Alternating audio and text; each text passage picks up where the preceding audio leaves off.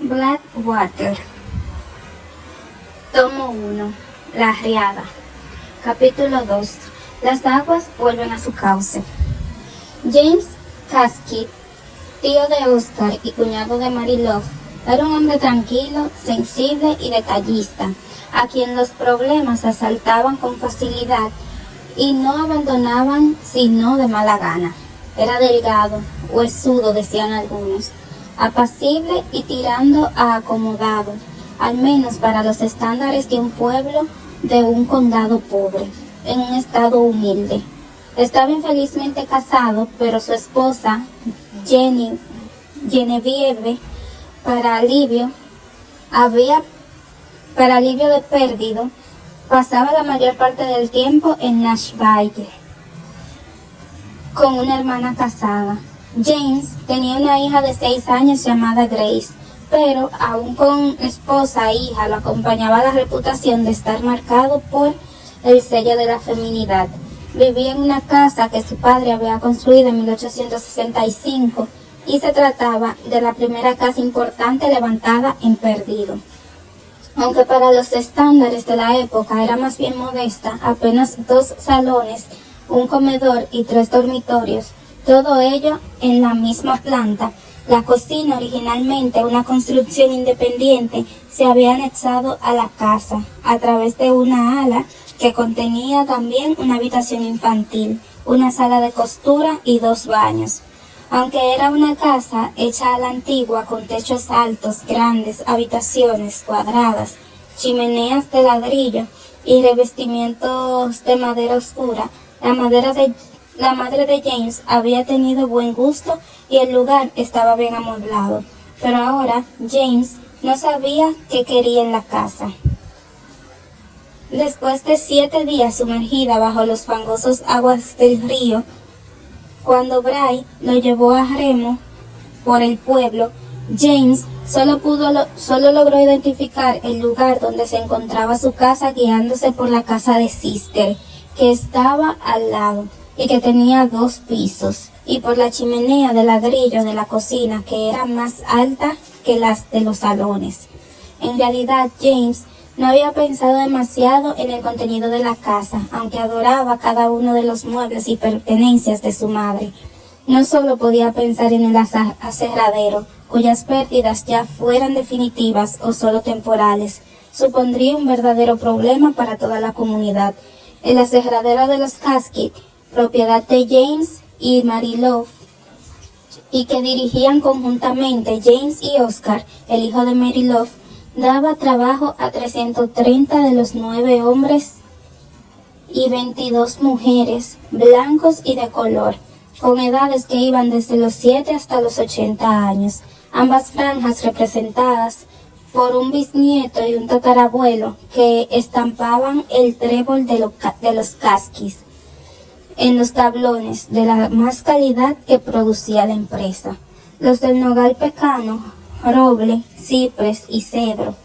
Si el negocio no volvía a estar operativo enseguida, esas 361 personas iban a pasar serias dificultades, porque lo que James Caskey le pidió a Bray que lo llevara a remo hasta el aserradero, aún sumergido, para ver qué se podía hacer, si es que se podía hacer algo. James Caskey tenía una complexión desvencijada que lo hacía parecer frágil, una impresión general causada por sus movimientos habitualmente lentos y pausados, y que transmitía en la medida de lo que era compatible con un cuerpo con tendencia a los gestos abruptos, una elegancia vagamente flácida. Desde luego, James nunca había pasado mucho tiempo en los bosques de la familia, y todos sospechaban que no sabía tanto de árboles como debería esperarse de un Caskey. Su aversión a vagar por los bosques, a que se le ensuciaran las botas, a que las zarzas le rasgaran los pantalones y a toparse con serpientes de cascabel, era de sobra conocida. En cambio, era un espléndido trabajador en la oficina, y no había en el pueblo nadie capaz de redactar una carta más sutil y un contrato más sólido que los suyos. Cuando Pérdido propuso su incorporación a la Cámara Legislativa Estatal, James representó al pueblo ante la asamblea y al final de su soberbio discurso todos los presentes se preguntaron cómo era posible que aquel hombre no se dedicase desde siempre a la política.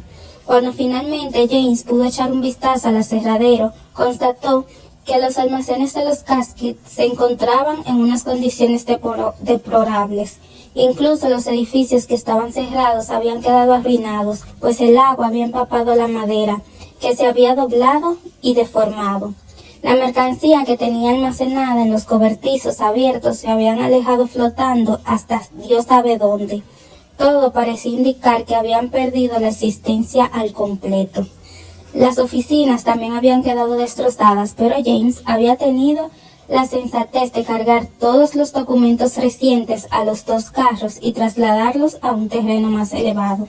Los papeles se encontraban ahora a buen recaudo, cubiertos de heno en el granero de un agricultor de patatas, pero el aserradero había perdido todos los registros anteriores al año 1895, aunque la situación de Tom Denborder, que había optado por salvar la madera en lugar de los documentos, era todavía peor.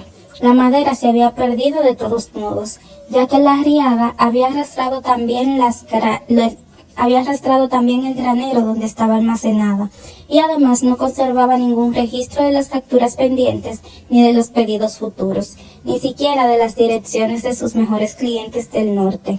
Después de un par de horas remando inútilmente alrededor del aserradero sumergido y de apiadarse de Tom Denbonden, que estaba evaluando los daños de su propiedad contigua desde otro bote verde, James Casket le pidió a Bray que lo llevara de vuelta, más allá de su casa sumergida y hasta la pista forestal que conducía a la iglesia. Evidentemente, tanto su sobrino como el jardinero de los Casket ya habían relatado la extraña aparición de la mujer pelirroja en el hotel. James sentía algo más que simple curiosidad por conocerla. Hacía tantos días que en Perdido no se hablaba de otra cosa que no fuera la inundación, que se alegró de encontrar un tema de conversación que no tuviera nada que ver con el agua. La señorita Elinor había pasado la noche en la iglesia bautista de la Gracia de Sion, o eso le había contado Bray, que había tenido que llevar otro colchón desde la casa de Annabel Driver. James Casket esperaba encontrar a la señorita Elinor sentada frente a la iglesia. Eso le ahorraría el subterfugio de tener que entrar a buscar a Mary Love o a Sister o a su hija y poco a poco reconducir la conversación para que por fin le presentaran a aquella joven. Bray amarró el bote verde a la raíz de un árbol que se alzaba en el límite de la zona inundada. El agua había descendido ya hasta tal punto que cuando bajaron a tierra firme todavía alcanzaban a ver la casa de Mary Love en la linde del pueblo. El señor James y Bryce cruzaron con paso ligero el bosque mullido y húmedo. Tras unos cuantos minutos de silencio, Bryce, que iba por un lado del camino mientras el señor James iba por el otro, aventuró que haría bien en ignorar a la señorita. ¿Por qué dices eso?, preguntó James con curiosidad. Lo digo porque sé lo que digo, pero James se encogió de hombro. Bray, no creo que sepas de qué estás hablando. Que sí, señor James, lo sé, insistió Bray, pero la conversación había terminado. El señor James no tenía intención de alargar, pidiéndole a Bryce detalles concretos, y Bray no iba a ofrecer ninguna información sólida sobre la señora Elinor por la sencilla razón de que no la tenía. Tampoco pensaba compartir ninguna de sus sospechas, que eran notablemente vagas, y que si al final resultaba que la señorita Elinor no era más que lo que quería aparentar, solo iban a hacerle quedar mal. Después de tanto rato navegando por las frías aguas de la riada, el bosque parecía un lugar cálido, seco y seguro. James Casket caminaba sonriente y volvió la cabeza al oír el canto de unas codornices, tratando de avistarla sin éxito. Ahí la tiene, dijo Bray, con un ronco susurro cuando la iglesia de la Gracia de Sion apareció ante ellos. Elinor Dahmer estaba sentada en la escalinata de la iglesia y tenía a Grace, la hija de James, acurrucada en el regazo. Era casi como si lo hubiera estado esperando y se hubiera procurado la compañía de Grace para facilitar su encuentro. Bray se marchó deprisa hacia la casa de los Driver, mientras James, tras agradecerle todas las molestias que se había tomado por él aquella tarde, subió hasta la iglesia y se presentó a Elinor Dahmer. Ha elegido un mal momento para visitar Perdido, le dijo. Podemos ofrecerle una hospitalidad francamente limitada. Elinor sonrió. Hay cosas peores que un poco de agua. ¿Le molesta a la niña Grace? ¿Está molestando a la señorita Elinor? No, ni mucho menos, dijo Elinor. A Grace le gustó bastante. Grace se abrazó al cuello de Elinor para demostrarle a su padre lo mucho que le gustaba a la joven.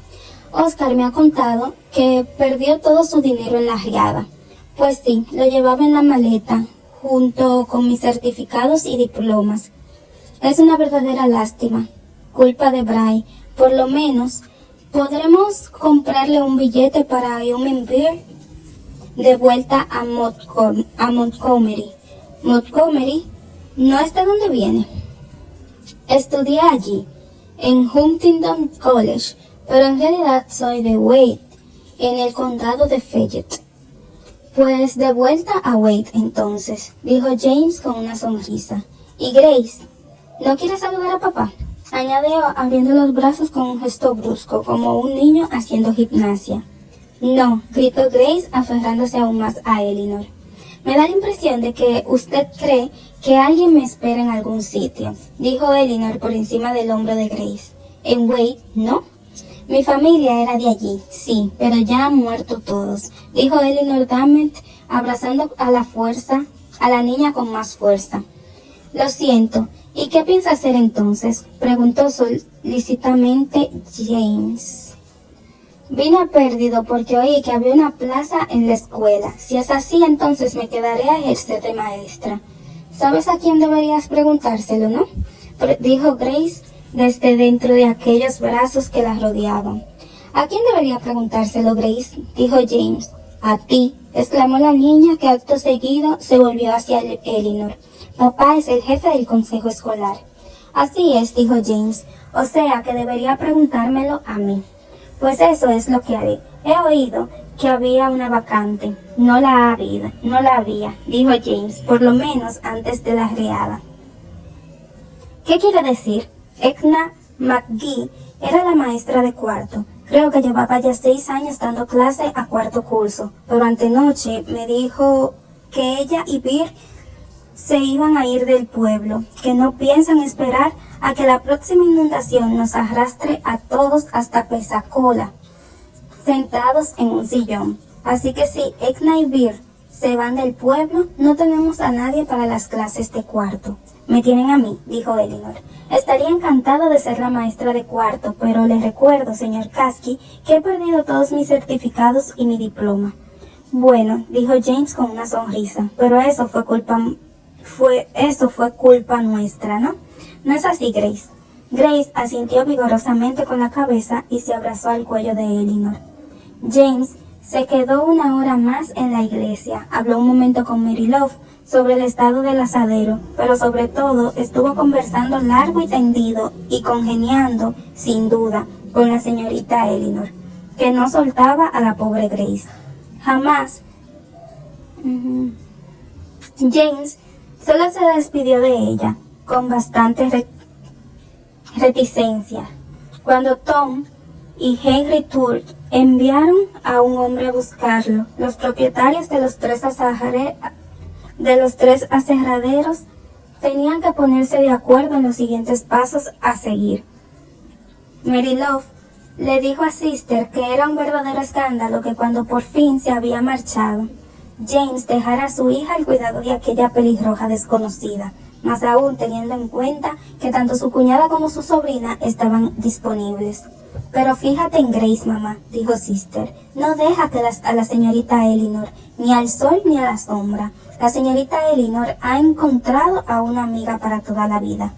Mary Love, que ni la noche anterior ni esa misma mañana había mostrado el menor deseo de intimar con la señorita Elinor, ahora apenas habló con la joven.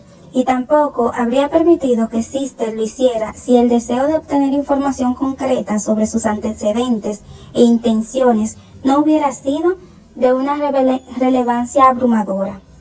Cuando Sister le llevó a su madre la noticia, sonsacada en un rincón de la iglesia y transmitida en otro, de que James iba a intentar conseguir una plaza en la escuela para la señorita Elinor, Mary Love suspiró y se sentó en el banco de madera con el aspecto y la actitud de un boxeador al que le acabaran de noquear de un solo puñetazo. «Ay, Sister», dijo Mary Love con voz suave y quejumbrosa. «Sabía que pasaría esto». «¿Qué pasaría qué, mamá?» «Que acabaría abriéndose camino como una lombriz, que cavaría y cavaría hasta hundirse en el lodo de Pérdido, de donde no podría sacarla ni aunque 17 hombres le echaran una soga al cuello, y ojalá la llevara. Ojalá llevara una soga al cuello». «Mamá», exclamó Sister, apartando la mirada hacia donde Elinor estaba sentada, hablando con gran recato con la señora Driver y sosteniendo aún a Grace Casket en su regazo. «Está siendo muy dura con ella y no creo que se lo merezca». «Tú espera, Sister», dijo Mary Love. «Espera y dentro de 6 meses volvemos a hablar». Aquella noche, no muy tarde, pues había tantas cosas que debía hacerse de día que todo el mundo se iba a dormir temprano, Oscar Casky y su tío James se echaron juntos en la cama que habitualmente ocupaba Annabel Driver y su insignificante marido.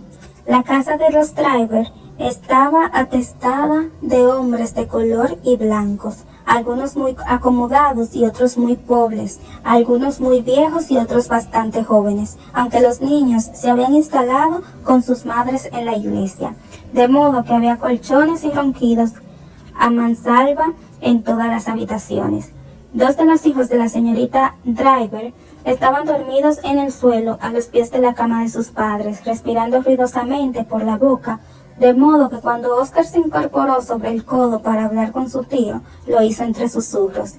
«¿Qué va a hacer con la señorita Elinor?», preguntó. «Mamá me ha dicho que has pasado la mañana con ella, toda la mañana concretamente». «Bueno, es una buena chica», dijo James, «y me siento mal por lo que le ha pasado, atrapada en el hotel sin maleta, sin dinero, sin certificado, sin trabajo, sin ningún lugar a donde ir. Está en una situación tan precaria como cualquiera de este pueblo. De hecho, está peor que la mayoría». «Sí, ya lo sé», dijo Oscar en voz baja. «No entiendo por qué mamá le ha cogido tanta antipatía. Pone las cosas aún más difíciles. Mary Love no quiere que la ayude», confesó James dando golpecitos con un dedo huesudo sobre la almohada de Oscar, junto a la nariz de este. «No quiere que vuelva a dirigirle la palabra a Elinor». «Pero algo vas a hacer, ¿no es así, James?» «Pues claro que sí. Le voy a conseguir un trabajo. En septiembre empezará a dar clases. De hecho, es posible que tenga que empezar en cuanto volvamos a abrir la escuela. Dudo que Vir y Edna intenten limpiar su casa, aunque no creo que haya más de medio metro de barro en el suelo de la cocina. Edna tiene familiares en Tallahassee que los acogerán a ella y a Bill sin pensarlo, por lo que si se va la señorita Elinor podrá empezar la escuela de inmediato». «Bueno, eso está bien», dijo el más joven, mientras miraba la luna creciente detrás de su tío, al otro lado de la ventana. «Pero, ¿dónde va a vivir? No puede volver al hotel. Cuesta $2 al día, y una maestra de cuarto no gana tanto. No puede gastar $2 y además comprar comida». «Ya lo he pensado, Oscar», dijo James, «y he decidido que se quede con Grace y conmigo». «¿Cómo?», exclamó Oscar a un volumen tan alto que los jóvenes Driver dejaron de roncar por un momento como para oír mejor, o quizás para incorporar aquella exclamación a sus sueños. «¿Cómo?», repitió en un tono mucho más bajo cuando los chicos reanudaron los ronquidos. Cuando tengamos la casa limpia, quiero decir, dijo James. Grace quiere mucho a la señorita Elinor, y eso que solo la conoce desde ayer por la mañana. ¿Pero va a vivir contigo? Tenemos sitio, dijo James, y Grace la adora. ¿Y qué hay de Genevieve, James? ¿Qué crees que dirá Genevieve cuando vuelva de Nashville y se encuentre a la señorita Elinor sentada en el porche con Grace en su regazo? James se dio la vuelta haciendo oídos sordos de su sobrino. ¿Qué le vas a decir, James?, insistió Oscar con un susurro. Y ya que estamos, ¿qué le vas a decir a mamá? Dios mío, dijo James al cabo de un rato, estirando las piernas hasta tocar los barrotes de hierro a los pies de la cama. ¿Tú no estás cansado, Oscar? ¿No estás agotado? Porque yo sí, tengo que dormir o por la mañana no habrá quien me levante. Un sol torrido y radiante brilló durante todo el día de Pascua y los 3 días siguientes. Las aguas de la riada se evaporaron, se dirigieron hacia el Golfo de México y se perdieron bajo la tierra empapada. Los habitantes de Pérdido descendieron de las zonas más elevadas del pueblo hasta las puertas de su casa, donde descubrieron que el lodo lo había invadido todo y que sus muebles más elegantes y pesados habían flotado hasta el techo. Más tarde, cuando el agua se retiró, quedaron convertidos en un amasijo de maderos esparcidos por el suelo. La riada se había llevado la argamasa de los cimientos de ladrillos y absolutamente todos los tablones que habían colocado el agua estaban deformados. Muchos porches se habían derrumbado. En los patios delanteros de todas las casas, las extremidades tiesas de cerdos y terneros asomaban entre el lodo. Había pollos ahogados en las escaleras. Toda la maquinaria estaba atascada por el barro. Y aunque un batallón de pacientes, muchachas de color, se aplicaron en tareas de limpieza, nunca lograron quitarlo del todo. Bombonas de butano y bidones de aceite habían salido a flote de los almacenes, de los aserraderos y habían reventado las ventanas de las casas como si quisieran provocar el mayor daño posible. La mitad de las vidrieras de las iglesias estaban destrozadas. En los estantes de los respaldos de los bancos, los signarios se habían empapado tanto que al expandirse habían partido la madera. Los mecanismos de Nuevo Oregón de la iglesia metodista estaban llenos de barro. No había una sola tienda de la calle de Palafox que no hubiera perdido todo su stock, y no había un solo metro cuadrado de propiedad en todo el pueblo que no apestara a lodo, a muerto y a ropa podrida, a madera podrida y a comida podrida. La Guardia Nacional y la Cruz Roja habían acudido a la zona antes de que las aguas retrocedieran y habían llevado mantas, latas de carne de cerdo, judías, periódicos y medicinas a los campamentos de las afueras. La Guardia Nacional permaneció en el pueblo una semana más que la Cruz Roja y ayudó a los trabajadores de los aserraderos a retirar los escombros más voluminosos. James, Tom y Henry calcularon que los 3 aserraderos juntos habían perdido 1,5 millones de pies tablares de pino, que habían terminado deformados en el Golfo de México o simplemente podridos en el fondo del bosque sumergido que rodeaba Pérdido. Pero la parte más perjudicada del pueblo era Bastimporo. La mitad de las casas habían quedado destrozadas y el resto estaban gravemente dañadas. Las familias negras, que ya antes de la inundación tenían poco, ahora no tenían nada de nada. Esos desafortunados propietarios fueron los primeros en recibir ayuda. Mary Love, Sister, Caroline y Manda pasaron el día entero en la iglesia bautista Bethel alimentando a los niños de color con arroz y melocotones, a pesar de que podrían haber estado en sus casas supervisando las tareas de limpieza. El agua había provocado algunos daños en las casas de los trabajadores, pero en general estaban intactas. Las de los comerciantes, dentistas y jóvenes abogados construidas en los terrenos más elevados de Pérdido habían salido mejor paradas. En algunas, las riadas apenas habían dejado 30 centímetros de agua sobre las alfombras y ni siquiera habían llegado a mover las sillas. Las casas de los propietarios de los aserraderos construidas cerca del río habían sufrido desperfectos, desde luego, pero la crecida había alcanzado apenas unos cuantos centímetros por encima del primer piso, de modo que la mayoría de los enseres domésticos que había almacenado allí habían resultado indemnes. En cambio, todo parecía indicar que la casa de una sola planta de James Caskett había quedado totalmente destrozada. Estaba construida en una ligera depresión, más cerca del río que cualquier otra casa de la calle, por lo que había permanecido más tiempo que las demás bajo las aguas. Había sido la primera en inundarse y la última en secarse. Los edificios de las escuelas situados junto al río, al sur del hotel, también habían sufrido desperfectos considerables, hasta el punto de que el consejo escolar decidió cancelar el resto del curso. A pesar de que todavía quedaba un mes de clase, los niños, inesperadamente liberados de sus obligaciones académicas, vieron cómo les ponían escobas y cubos igual de inesperados en las manos y los mandaban a cumplir con su parte para que la escuela pudiera volver a la normalidad. Sin embargo, aunque Edna y su marido se habían marchado de Perdido y ahora enviaban postales desde Tallahassee con cierta regularidad, a Elinor aún no la habían llamado para ocupar su puesto. Por recomendación de James Caskett, el consejo escolar la había aceptado por unanimidad y ni siquiera habían considerado necesario escribir al Huntington College para obtener una copia de su certificado. Después de todo, la joven había perdido sus credenciales en la inundación, junto con otras muchas de sus pertenencias, por lo que el consejo escolar consideró que exigir en nombre de Perdido que Elinor Dammit representara lo que en Perdido se le había llevado era como echar sal a la herida. Pero durante los meses que siguieron a la inundación se hizo evidente que por mucho empeño que pusieran, habían cosas que no tenían remedio.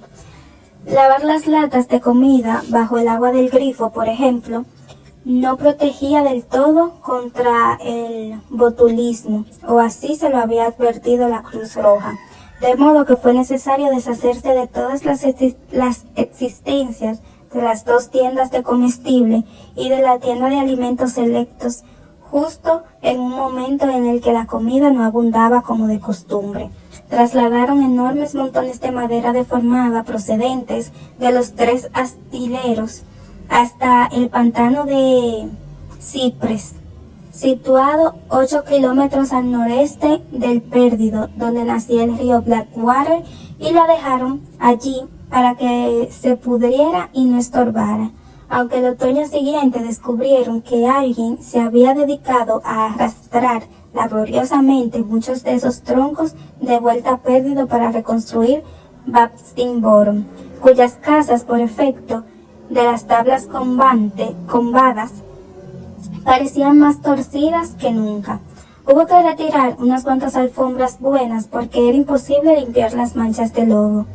Libros, documentos y cuadros, incluidos los que se encontraban por encima del nivel de la crecida, habían quedado también severamente dañados por el agua, y solo se conservaron los imprescindibles, como las escrituras del ayuntamiento y las recetas de farmacia. Pero la riada también había tenido su lado positivo, diría más tarde. El suministro de agua del pueblo estuvo cortado durante varios días, y al darse cuenta de lo anticuado que había quedado el sistema de suministros, los habitantes de Perdido aprobaron inmediatamente un gasto de $40,000 para construir una nueva estación de bombeo en la hectárea de tierra más cercana que no se había inundado. Los patios de todas las casas habían quedado destrozadas y la riada se había llevado por delante la mayoría de las calles, por lo que parecía el momento oportuno para instalar un sistema de alcantarillado moderno. Así pues, con el dinero prestado por los propietarios de los 3 aserraderos, Se instalaron alcantarillas nuevas en todo el municipio. Ni siquiera en Batsimboro quedó al margen de las mejoras. Y por primera vez el pueblo dispuso de farolas que por la noche iluminaban los tejados de hojalata de las casuchas. Fuera del pueblo todo el mundo se olvidó de Pérdido, todo el mundo excepto el legislador del condado de Baldwin, que intentó conseguir varios préstamos en Montgomery sin éxito. Además, varias empresas de Massachusetts y Pensilvania que tenían pedidos pendientes con algunos de los aserraderos, de pronto se enteraron de lo mucho que iban a tardar en recibir la madera, pero los efectos de la riada se dejarían notar durante mucho tiempo en Perdido, hasta meses y meses después de que las aguas se hubieran retirado, hasta después incluso de haber instalado el nuevo alcantarillado y de que la nueva estación de bombeo extrajera el agua más fría y dulce que nadie en el pueblo hubiera probado jamás. Al parecer, el hedor de una inundación nunca llegaba a desaparecer del todo, incluso después de barrer el fango de las casas, de limpiar las paredes, de poner alfombras nuevas, de comprar muebles nuevos y de colgar cortinas nuevas. Incluso después de retirar y quemar todos los objetos que habían quedado arruinados, de eliminar de los patios las ramas rotas y los cadáveres putefactos de animales, y de que la hierba empezara a crecer de nuevo, Perdido subía las escaleras a última hora de la noche. Se detenía con una mano en la barandilla y bajo el aroma del jazmín y las rosas del porche, bajo el olor agrio de los restos de la cena que aún quedaban en la cocina y bajo el almidón del cuello de su camisa, percibía aún el efluvio de la riada. El agua se había filtrado entre las tablas y en las vigas y hasta en los ladrillos de las casas y otros edificios. De vez en cuando ese olor le recordaba Perdido no solo la desolación que había experimentado, sino también la desolación que podía volver a batirse sobre el pueblo en cualquier momento.